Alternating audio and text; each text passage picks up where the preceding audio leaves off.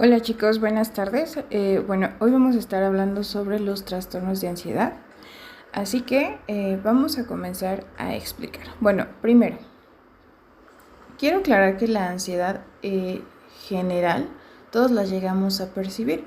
Cuando estamos muy nerviosos, cuando estamos preocupados por alguna situación en particular, pues todos llegamos a sentirnos ansiosos, ¿sí? Es decir, esta sensación corporal de sudores en la mano, un poquito de taquicardia, me siento intranquilo, no me siento cómodo, no me siento estable en un entorno particular, ¿sí? Pero bueno, como ya hemos hablado, para denominar un trastorno tenemos que cubrir ciertas sintomatologías, ¿sale? Ciertas sintomatologías y también una temporalidad. Tenemos trastorno de ansiedad generalizado y trastornos de ansiedad específicos. También causados por diferentes situaciones, como lo hemos visto, y que, bueno, al igual que el suicidio o que los otros trastornos que hemos hablado en las clases, es causante de que nos llamen para atender una crisis, ¿sí? Porque habemos personas que tenemos el trastorno y que llegamos a estar en crisis de ansiedad como tal, y pues obviamente empezamos a presentar, como ya lo hemos hablado muchas veces y lo voy a volver a repetir, taquicardias intensas, dolor de cabeza, una sensación de temblor extraño, sudoraciones en la mano, siento que estoy súper mal. Algunos incluso empiezan a presentar otras sintomatologías y que, físicas o corporales, y que cuando ustedes los revisan van a decir, es que no hay nada. O sea, no estoy encontrando un origen o una razón de ser. Y bueno, lo que está pasando es que la persona está presentando una crisis de ansiedad. Y bueno, ¿de dónde viene o cuál es el núcleo del trastorno? ¿Sí? Uno, el trastorno de ansiedad se caracteriza por tener un núcleo de pensamientos irracionales anclado con emociones como el miedo o la angustia, ¿sí? Y que en conjunto nos llevan a tener estos síntomas de ansiedad, ¿sí? Yo aquí en la diapositiva les pongo que hay un miedo, es respuesta emocional ante una amenaza, porque obviamente me siento amenazado, siento que algo me va a pasar, que alguien me puede dañar o que algo me va a salir mal, ¿sale? Entonces por eso tengo estas crisis, porque es que algo va a pasar, es que lo siento aquí en mi pecho, es que algo me puede pasar, algo me va a afectar, ¿sí? Y bueno, la ansiedad es la respuesta anticipada a una amenaza futura. Por eso yo les hablaba de que tiene anclaje como pensamientos irracionales aunado a una emoción. Esta respuesta anticipada es que yo estoy pensando en cosas del futuro y aparte estoy pensando en esas cosas futuras que me dan miedo. Ejemplo, yo les hablaba o les he dicho que muchas veces que yo tengo trastorno de ansiedad y que me da ansiedad cuando viajo. ¿Qué es lo que antes me pasaba antes de conocerlo, comprenderlo y trabajarlo? ¿Cómo se presentaba una crisis? Es que yo me subía a un camión y de entrada era una sensación inmensa de tengo que ir al baño, tengo que ir al baño, tengo que ir al baño. E incluso sin haber tomado líquidos, yo necesitaba ir al baño, ¿sí? Porque era la forma en la que mi cuerpo representaba mi miedo. Tengo miedo y era una forma también como de poner un límite al viaje. ¿Qué era lo que estaba pensando y qué era lo que me daba miedo? Pensaba en que es que si yo me voy, ¿quién va a cuidar a mi hermanito? Y entonces si mi hermanito se queda solo, ¿quién va a estar al pendiente de que él tenga? Me daba miedo que mi hermano pasara por situaciones complejas, como yo en algún momento las pasaba, porque mi mamá era como muy adicta al trabajo, entonces nos quedábamos solos constantemente, ¿no? Entonces yo ya había pasado por el miedo y eso era por el miedo a estar sola, y eso era muy angustiante y yo no quería que mi hermanito pasara por lo mismo. Entonces viajar implicaba que yo me separara de él, y separarme de él implicaba que yo estuviera pensando en que él iba a pasarla mal.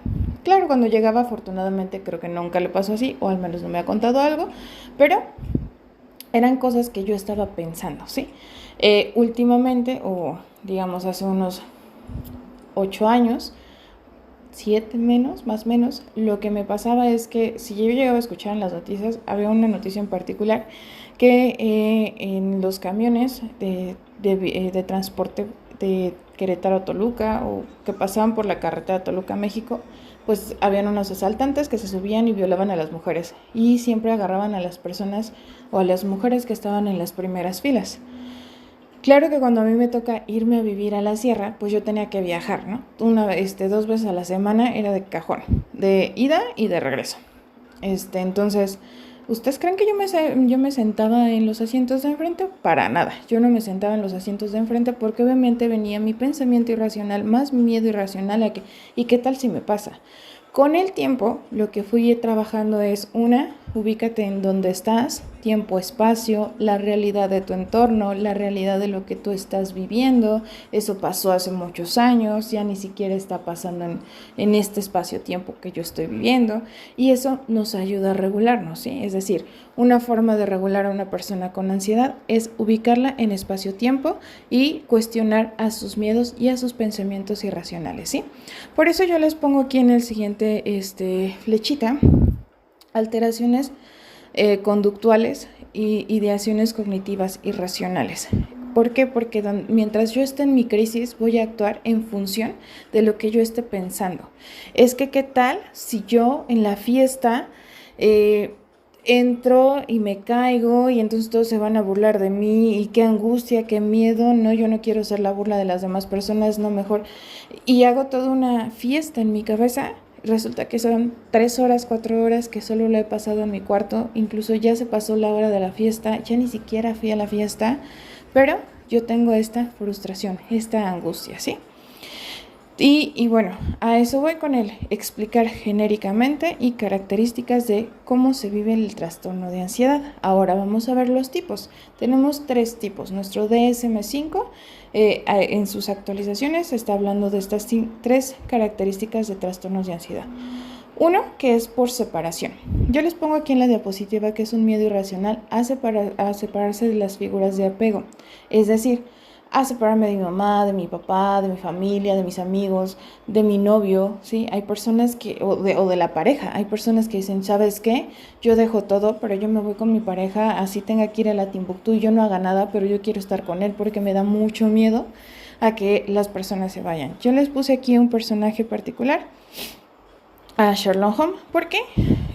Bueno, no es Sherlock Holmes, ¿verdad? Pero bueno, Sherlock, el de la teoría del Big Bang. ¿Por qué lo pongo? Porque él tiene este miedo por separación. No quiere estar solo, quiere estar todo el tiempo con sus amigos. No sé si recuerdan que hay esta escena donde él necesita ir a buscar a Penny, e incluso tiene una razón de ser el que haga 3 veces el toque del Penny. Y siempre está buscando quien lo acompañe, ¿sí? Es como, no quiero saludar a nadie, pero también necesito que todos estén conmigo, ¿sí?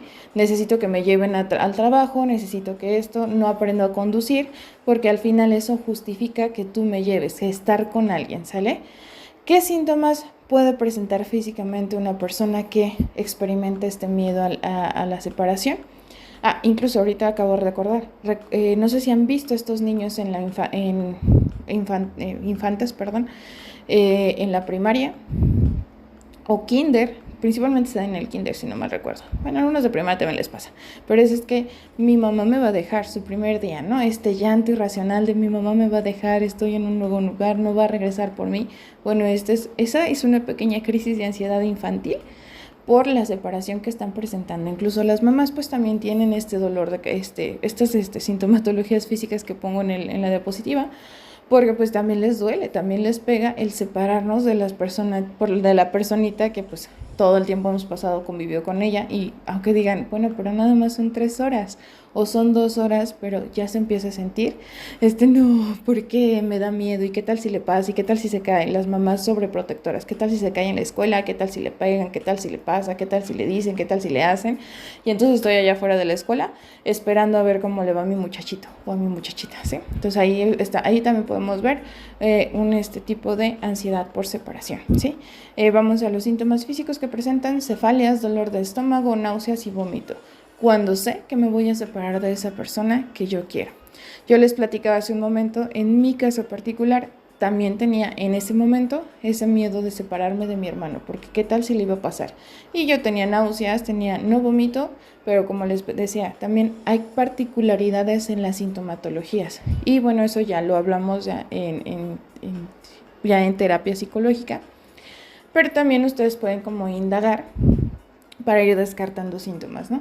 En mi caso, yo no presentaba náuseas y vómito, pero sí presentaba una necesidad de ir al baño constantemente, porque era como mi escape donde podía respirar y regresaba como a sobrellevar la tormenta que para mí era el no estoy viendo a mi hermano, ¿sí?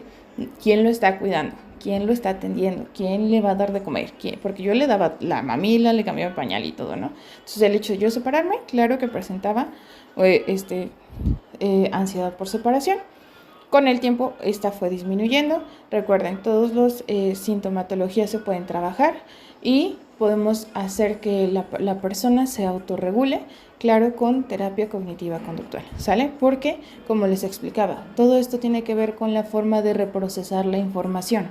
Y cuando yo no estoy haciendo un proceso adecuado de la información de mi entorno y lo estoy haciendo combinación con mis emociones irracionales, pues claro que voy a entrar en crisis, en algo que yo no puedo controlar, y que al verme en este abismo, caigo en caos y obviamente voy a presentar las sintomatologías físicas y me voy a sentir muy mal. Cuando yo llego, recordemos nuestras 5 características de atención psicológica, ¿no? Conocer qué es lo que causa el problema, ayudarle al paciente a buscar soluciones, porque eso cognitivamente nos trae a la realidad, aquí y a la hora, ¿sale? Ahora tenemos también la característica de ansiedad social, que es un miedo irracional a actuar en público, es decir, teme a lo que puedan decir las otras personas. Yo aquí igual pongo otro personaje de esta serie, porque si la han llegado a ver, y si no les cuento, este personaje no podía hablar ante las mujeres, y más se ponía súper nervioso cuando era una mujer que le gustaba, ¿sí? Entonces, este temor a qué van a decir de mí, qué van a pensar, qué van esto, me hace hacer muy callado, muy tímido, y tú puedes ver incluso en un salón de clase, en un evento, a una persona que está sentada sin decir nada y que la ves así súper nerviosa, tímida, temerosa, te acercas y te dices no, pero en su cabeza están pasando todos estos pensamientos irracionales. ¿Qué va a decir la gente? ¿Qué va a pensar? Es que no me voy a ver bien ridículo, es que yo tengo ganas de ir a pedir un refresco, pero ¿qué tal si cuando pide el refresco se van a burlar de mí porque van a decir que como solo un refresco, yo debería de estar tomando un tequila o un alcohol, pero no, es que a mí no me gusta el tequila y el alcohol, y la verdad es que no quiero que ellos sepan que no me gusta, y es toda una maraña de pensamientos y pensamientos y pensamientos que obviamente se juntan con mis sentimientos y que en conjunto hacen una bomba y salgo corriendo del evento, o prefiero no estar en un evento social, ¿sale? O como en este caso, que el personaje se quedaba callado y se retiraba del lugar donde estaba. Eso también es muy común que nos pase, o es muy común que vean. Y sí, también puede pasar que una persona con trastorno de ansiedad social solicite apoyo de una persona de emergencia, porque en el momento de solo siento mi malestar físico. Recuerden que pocas veces pensamos en el malestar emocional, en que hay algo aquí en mis pensamientos, en mis emociones que debo de regular. No lo pensamos, siempre nos vamos a lo físico, y por eso les van a llamar. Y cuando ustedes se ubiquen que no hay una razón de ser física, pues es importante que empecemos a hacer un acompañamiento psicológico, que son los primeros auxilios, ¿sale? Y bueno, los famosos el famoso trastorno de ansiedad por pánico, ¿sí? Ataques repentinos de miedo. ¿A qué? A lo que me dé miedo, y que eso es muy individual y particular. Hay personas que les dan miedo los reptiles, hay personas que les dan miedo las cucarachas, hay personas que les da pánico los perritos. O sea, eso ya va a depender de cada uno de nosotros y de la individualidad del paciente, ¿sí? Bueno, yo me acuerdo que cuando estaba en la primaria me llamó mucho la atención el miedo irracional o pánico que algunas de mis compañeritas presentaban cuando un día en el salón de clases encontraron un ratón. Y todos gritando, se suben a las bancas, pero había niñas que lloraban, así una desesperación, es que no, es que... ¿Por qué? Porque es un miedo irracional ante un animalito, ¿no? O sea, si nos vamos a la conciencia, pues realmente, ¿qué me puede hacer el animal? O sea, yo soy más grande, yo le puedo causar más daño al pobre ratoncito a que él me haga una lesión a mí, que es igual con las cucarachas. Hay un pánico irracional ante él, me va a atacar, me va a hacer algo, ¿no? Y verlas volar es, ¡ay, no, qué miedo! Hay personas, o habemos personas que incluso no dormimos por el hecho de saber que voló o está alrededor una de estas cucarachas, pues las que, voy a ser repetitiva, una cucaracha voladora, ¿sí? Entonces, a eso se refiere el ataque de pánico. Ahora, también un ataque de pánico puede ser con personas que hayan vivido alguna situación como secuestro o alguna situación como que los asaltaron en la calle. Incluso las féminas pueden tener pues ansiedad y pánico porque pues las han acosado en el momento de transbordar un autobús, en andar en la calle simplemente. Entonces es como el pánico de no, ¿para qué me pongo falda? Porque pues me puede pasar, ¿sí? O no, mejor no salgo porque me podría pasar, ¿sí? Incluso personas que han vivido pues abusos sexuales pueden también vivir el pánico, ¿no? No solo sexuales, sino también abusos económicos, etc. Podemos gestar ansiedad y pánico por lo que pueda pasar. Pero como les digo, en las 3 características, el punto focal es el pensamiento irracional combinado con una emoción irracional y que me llevan a sobrepensar, pensar y a estimularme a cosas negativas que me hacen sentir mal físicamente y que no están pasando en mi realidad, ¿vale? Entonces, hasta aquí, chicos, les agradezco su atención.